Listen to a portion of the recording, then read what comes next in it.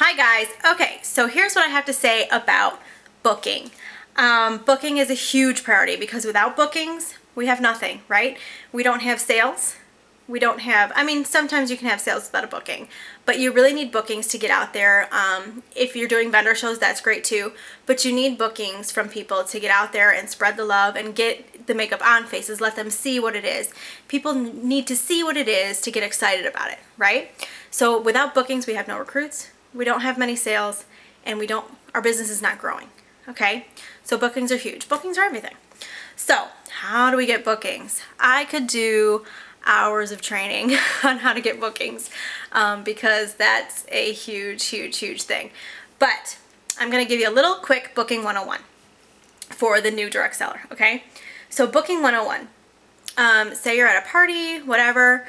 The best way to get bookings, this sounds very simple, but it's not always that easy, is to ask. Just ask. Ask everyone. You know, just ask. There's no harm in asking. And it's going to feel awkward the first couple times you do it, but the more you do it, you'll find your language and you'll find an easier way to say what you're trying to say. But just ask. Ask everyone. That's all there is to it. You have to ask. So, so when you ask, all right, here's where it gets tricky. So you say, hey, so-and-so, how would you like to, you know, maybe have a party of your own, or would you like to book? People will give you excuses 99.99% of the time. So excuse number one, my house is too small.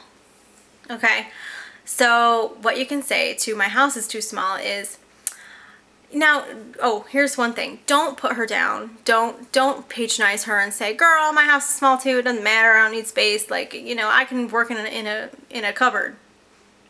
No, you don't say that. Just reassure her that her friends are her friends. Say, you know, Mary, your friends are your friends, and I'm sure they've been to your house. And you know, if you're worried about having people over to your house, maybe you can even co-host with someone and have it at their house, and you guys can split the rewards. Or just, you know, your friends are your friends, and they know you and they love you. So, and I'm sure that they wouldn't mind. And I really don't take that much space when I'm doing it. We just need a couple chairs and a mirror. So, there you go. Excuse number two, I have no friends. This one is a challenging one to me because I'm like, okay. And I think I probably have said it before to people, but if someone says to you, I have no friends, I don't have anyone that will come, I don't think anyone will come. You just want to say, well, Mary, you know, with me and you, this is a partnership. I'm going to help you get strategies to get people at your party. And I'm sure you have more friends than you think. So we'll work together, and I'm confident that we can have a great party, whether it's just you and one or two people or you and 10 people. It doesn't matter to me. I just want to get the product out there. I want to get it on people's faces, and we'll have a great time either way. What do you say? Okay. I'm too busy. This is a pet peeve of mine. I'm too busy because everyone's busy, right? Everyone is busy. Everyone has a million things going on. Everyone's busy. So when someone says to you, oh, I'm just so busy right now. I just can't. I'm just so busy. Well, you don't want to be like, no, you're not. Or really, what do you have going on? Because I don't think you're that busy. No. You want to kind of just say from a genuine place, oh girl, I totally get that. I'm so busy with the kids running around, or I'm busy with work and everything. Oh gosh, I'm constantly running. What do you guys have going on right now? That way, and then she'll answer you. You know, we have this, and this. That way it gives you something to work with. Or she'll just say, oh, you know, it's just life stuff. Just life. I'm just so busy with life. And then you're kind of like, okay. Here's what you say to that. You say, well, you know, Mary, it sounds like maybe it's more about just finding a time that would really work for you. So if you were to have a show, what typically would work best? A weekday or a weekend? And she'll say, probably a weekday. And you have to have all your times set out that you're going to do parties at, okay? Decide what times you're going to do parties at. This is a business. Run it like a business. You're open at these times. You're closed at these times, okay?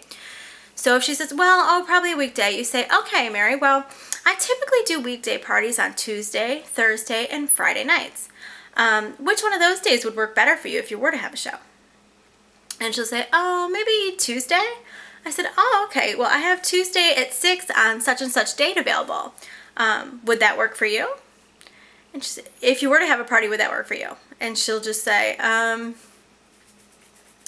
she'll probably be like, well, yeah, I get it. I mean, maybe. And she said, I really want to check with my friends. She said, I want to check with my friends before I commit to anything. That's what she's going to say. And what you're going to say to that is, well, Mary, honestly, that's a great idea. I totally understand you wanting to check with your friends. But if you go to them without a date, most of them are going to ask, the first question they're going to ask is, when is it? Yeah, I'd love to go. When is it? So if you don't really have a date, then they're not really going to be able to say anything to you. They're going to say, let me know when the day is. So how about I put you in for this date tentatively, and if you need to cancel, if it doesn't work for your friends, if we need to reschedule, that's totally fine, up to you. But let's just put you in for this date tentatively, and then you check with all your friends and you let me know if you need to change it. Good enough? And most of the time she'll say, yeah, all right, that sounds good. So it's just about working with these objections and getting over them, okay? There's always something to say. Okay, sometimes people do have legitimate excuses why they can't have a party. And this usually comes from the I'm so busy person. Someone will say, oh, we're so busy. And then you say, oh, really? I totally understand that. I get that. I'm busy too. I have so much going on every day. What do you guys have going on lately? And she'll say, oh, geez, well, little Timmy, he's in soccer for like 3 months, and we're traveling with his team. He's on the All-Stars. It's just crazy right now. And then we have swim lessons and everything else. So what you say to that is, okay, yeah, I totally get that. I know how that can take up your whole life. When is soccer season over? When is the All-Star games going to be over with? And she'll say, oh, it'll probably be around, I don't know when soccer seasons are, around like August. And you say, okay, great.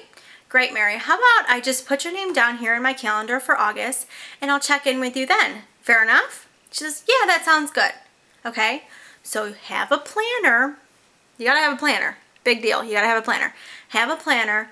Write down, in August, check with Mary, so-and-so from so-and-so's party, kids had soccer, whatever, as much information as you can to remember who that person is.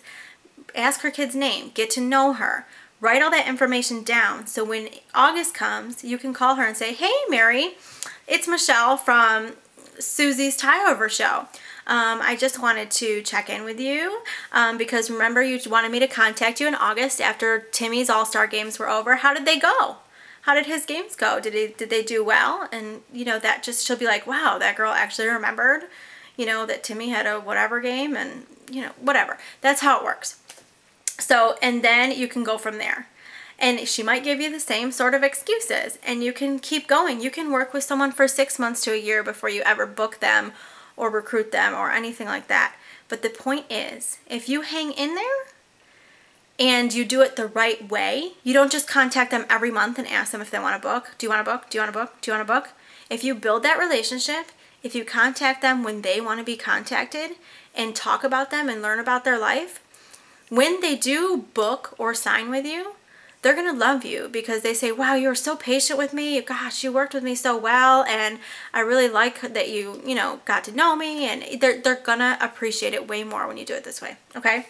So, that is booking kind of 101. I can do more trainings on that later, but that's just the gist. And, real quick, I want to talk about, book 8 to make you great. Okay, the best formula is to try to book at least 8 shows in a month. 8 will make you great. Book and keep 8. Okay, you're always going to get cancellations. So try for 10. That's what I say. 10 shows in a month, 8 will make you great because at least 2 of those will likely cancel. If you're doing really great hostess coaching, they probably won't, but it still happens. You get cancellations. It happens. So 8 will make you great. That's a good number to shoot for and strive for if you're working this business full time. Okay. Oh, one more thing. In everything direct sales, in booking, in recruiting, in every single thing that happens in direct sales, take your emotions about the end game completely out of it. Leave your emotions at the door. Okay? It doesn't matter if that person says no. It doesn't matter if they, you know, don't want to buy right now. Leave your emotions at the door and say, okay, that's great. you know, I'm going to keep going. Okay, that is huge in direct sales. If you can learn to leave your emotions at the door, I wish I had known this from the beginning, then you will be super duper successful. Same with recruiting. If you check in on someone, you know, that showed interest and they're still not ready to sign, just say, okay, well, you know, the train was just making a stop in your station. I'll be back around later. You know, that's how I want you to approach this, and that will make you great. So next up, we'll talk a little bit about recruiting.